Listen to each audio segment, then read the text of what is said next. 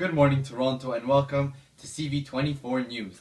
I am your anchorman, George Collini, here to provide you with all your latest news updates. Now, let's go over to Mina for our weather updates. Hold on, this just in. Breaking news, everyone. We're getting reports of a study that shows hyperlipidemia is indirectly affected by exercise and nutrition. A truly magnificent scientific breakthrough for all those affected by hyperlipidemia.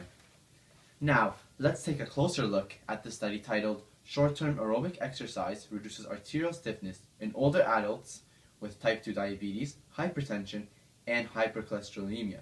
Lots of diseases. As our sources tell us, this study aims to examine the relationship, or just what the title tells us.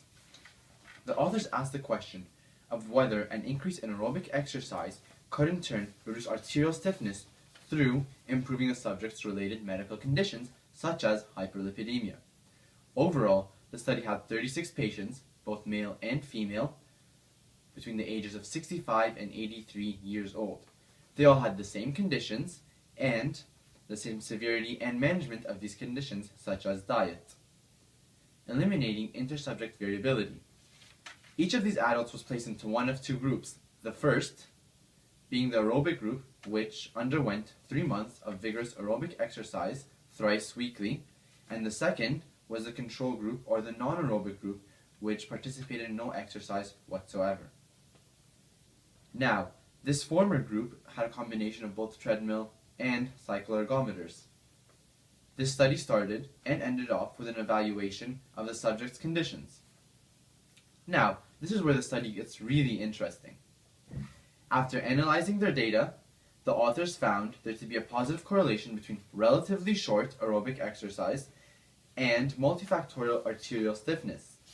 Furthermore, the data also proved that the same exercise reversed both hyperlipidemia and hypertension and their severity, according to the subject's lipid profiles, that is, of course.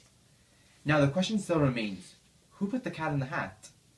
Or, in other words, is it a reduction in arterial stiffness that reversed hyperlipidemia, or vice versa?